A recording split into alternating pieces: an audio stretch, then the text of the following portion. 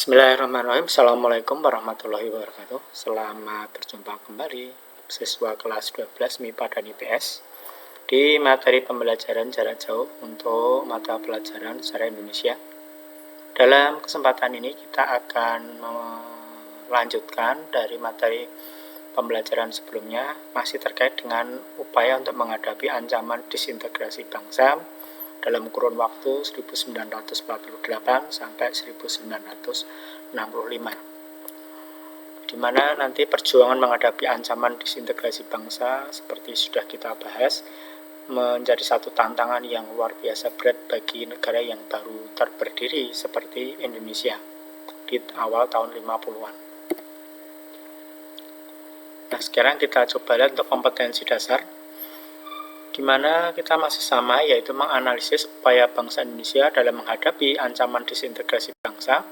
Dalam hal ini nanti akan dikhususkan pada bentuk PRRI Permesta dan efek dari negara federal dan BFO. Sehingga nanti juga untuk KD yang kedua, yaitu merekonstruksi upaya bangsa Indonesia dalam menghadapi ancaman disintegrasi bangsa. Dalam hal ini nanti bentuknya PRRI Permesta dan BFO. Tujuan pembelajaran, di mana tujuan pembelajaran yang pertama adalah menganalisis munculnya pemberontakan PRRI di Sumatera. Begitu pula untuk yang kedua, yaitu mengidentifikasi perkembangan pemberontakan PRRI Permesta di Sulawesi Utara. Kemudian yang ketiga, kita akan melihat bagaimana pemerintah berupaya untuk menganalisis upaya untuk menumpas pemberontakan PRRI Permesta. Kemudian yang keempat, mengidentifikasi permasalahan negara federal dan BFO sebagai efek dari adanya KMP tahun 49. Dan yang kelima, yaitu mengidentifikasi kesadaran pentingnya integrasi bangsa. Dan yang keenam, yaitu menunjukkan keteladanan para tokoh di dalam merintis integrasi bangsa. Sekarang kita lihat satu persatu, bahwa di dalam perjuangan menghadapi ini yang kemarin kita coba bahas tentang pergolakan yang berkaitan dengan ideologi, dan yang kedua adalah yang berkaitan dengan kepentingan. Adapun yang kita bahas saat ini adalah yang ketiga, yaitu pergolakan yang terkait dengan sistem pemerintahan, dan yang kedua, bagaimana kita melihat konflik menuju ke integrasi, di mana di dalamnya ada dua hal, ada kesadaran pentingnya integrasi, dan bagaimana kita melihat tokoh-tokoh pada saat itu yang menunjukkan keteladanan. Nah, pergolakan di dalam sistem pemerintahan nanti kita bedakan ada tiga. Yang pertama, pemberontakan PRRI. Berikutnya, pemberontakan dari Permesta. Karena ada kemiripan, maka nanti sering dijadikan satu, ada pemberontakan PRRI Permesta. Dan yang ketiga adalah persoalan negara federal dan BFO. Sekarang kita lihat dulu yang pertama, pemberontakan PRRI. Di mana yang pertama adalah kaitannya dengan latar belakang. Munculnya PRRI, yang nanti pusatnya di Bukit Tinggi, di latar belakangnya adanya kecemburuan pemerintah di daerah terhadap pemerintah pusat.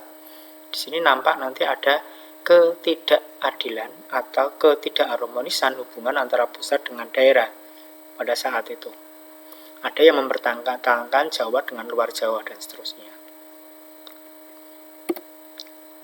Nah, sekarang kita lihat dari sini ada latar belakang seperti itu, maka prosesnya nanti akan muncul beberapa dewan di daerah seperti Dewan Bandeng, Dewan Gajah, Dewan Garuda, serta Dewan Manguni di Sumatera Selatan sampai di Sumatera Barat.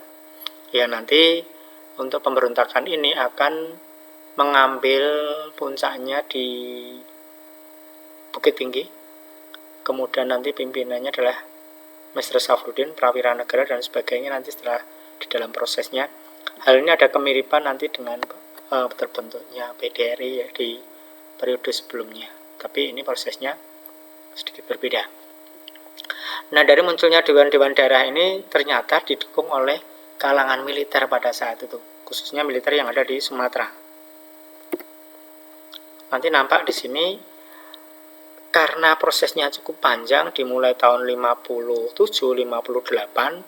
padahal pada saat itu yang namanya kondisi dunia internasional juga sudah mengarah pada semacam perang dunia ketiga, konflik perang dingin itu menguat, sehingga ini akan berpengaruh sehingga ada upaya untuk melakukan dialog tapi mengalami kebuntuan.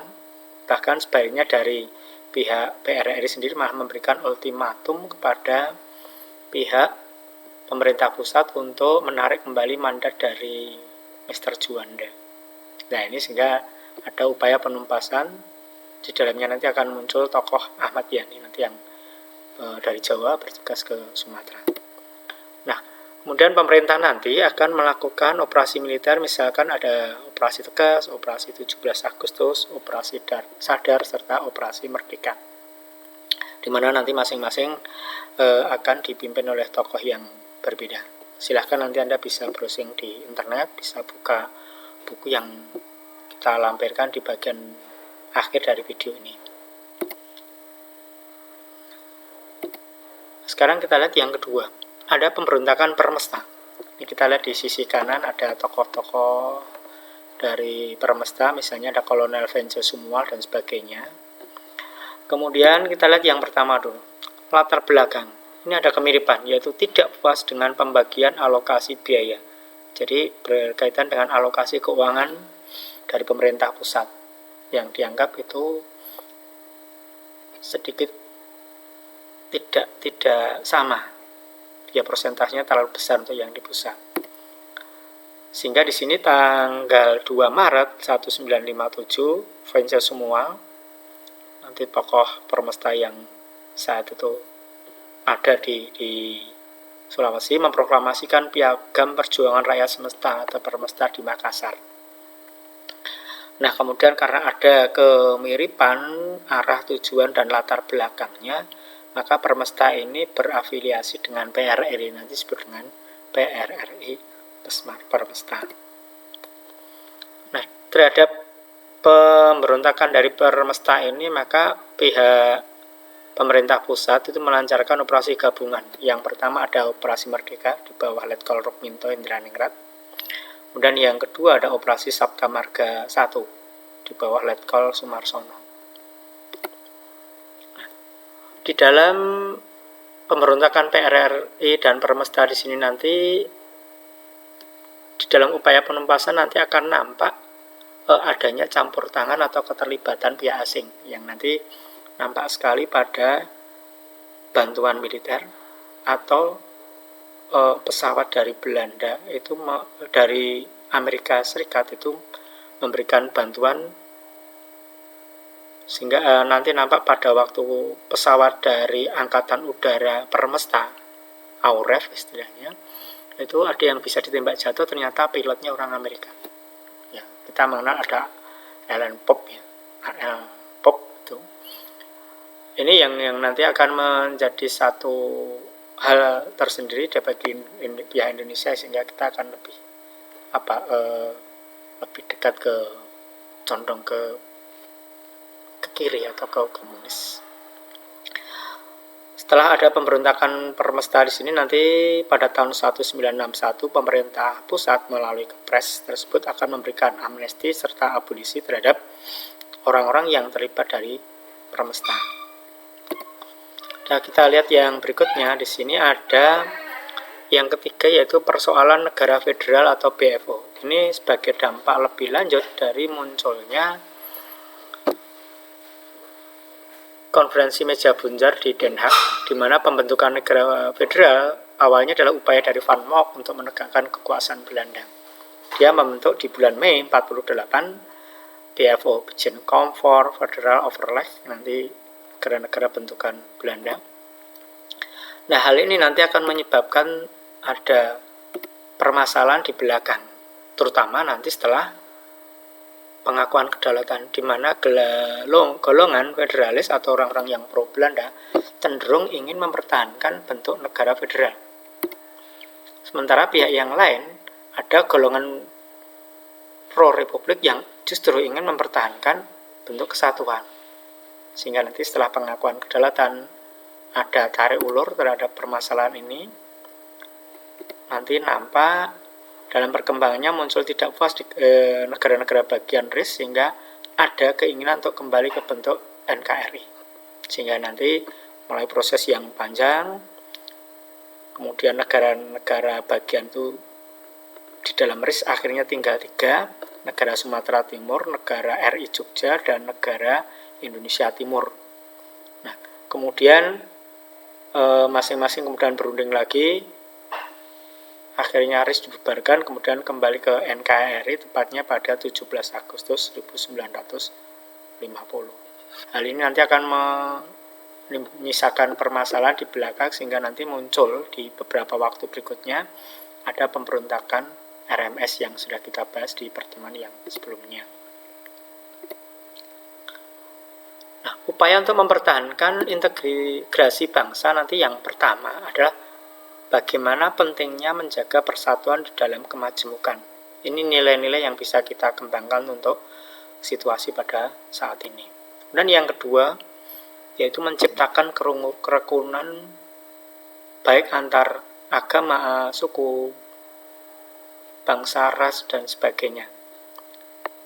Dan yang ketiga, yaitu mewujudkan cita-cita dan tujuan nasional yang sudah termaktub di dalam pembukaan UUD 1945. Dan yang keempat, yaitu mempersiapkan generasi penerus agar mampu bersaing pada situasi revolusi industri yang 4.0 dan society 5.0. Ini tantangan yang luar biasa yang dihadapi pada saat ini. Kemudian yang kelima, yaitu memiliki nilai strategis demi menjaga keutuhan bangsa. Kita bisa melihat dari pengalaman bangsa-bangsalan yang mengalami keruntuhan karena tidak mampu mempertahankan integrasi bangsa mereka. Kita lihat ada beberapa tokoh yang bisa menjadi keteladanan. Kita munculkan dulu memang tokoh dari Papua.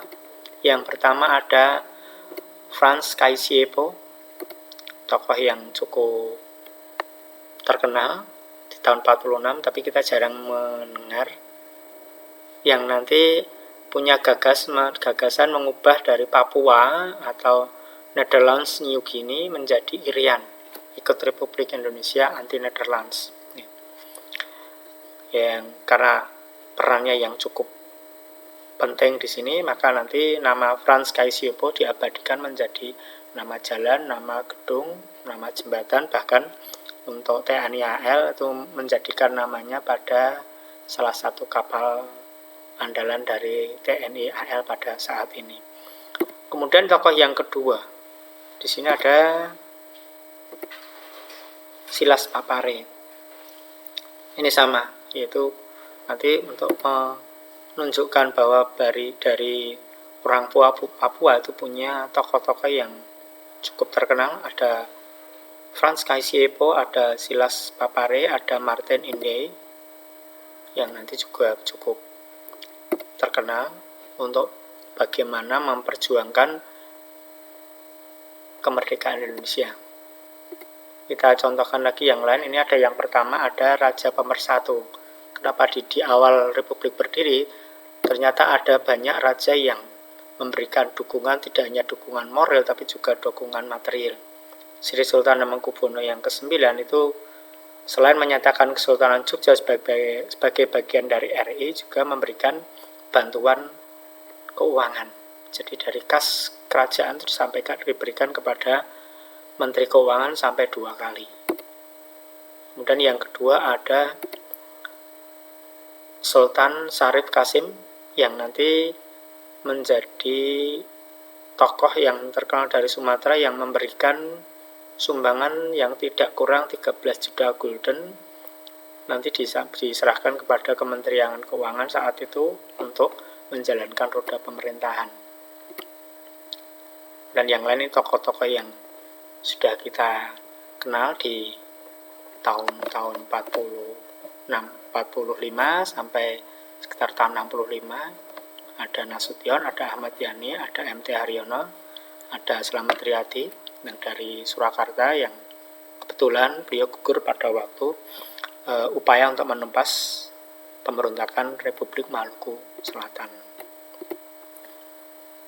Kemudian yang lain di sini kita melihat ada tokoh Muhammad Hatta dengan pemikirannya yang sedemikian banyak, Ini juga lebih mengutamakan pada integrasi nasional. Nah, sehingga kita bisa mengambil kesimpulan bahwa pemberontakan PRRI Permesta dilatar belakangi hubungan pusat dengan daerah yang tidak harmonis.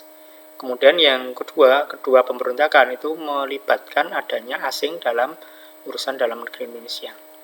Dan yang ketiga, masalah negara federal dan PFO akan muncul sesaat setelah adanya pengakuan kedaulatan. Yang keempat, perlu dikembangkan kesadaran pentingnya integrasi dalam berbangsa dan bernegara. Kemudian yang kelima, banyak tokoh yang bisa memberikan keteladanan pada nilai-nilai integrasi. Nah, kita sebagai generasi muda silahkan bisa meneladani apa yang telah ditunjukkan dari para tokoh tersebut. Untuk memperdalam materi ini, kita atau Anda silahkan bisa membaca sumber yang kita cantumkan dari buku Kementerian, kemudian ditambah dengan buku dari G. Mujanto, Indonesia dalam Abad 20 untuk jilid 1. Saya kira ini yang bisa kita sampaikan. Ada kurang lebihnya mohon maaf. Nanti penugasan kita sampaikan di dalam aplikasi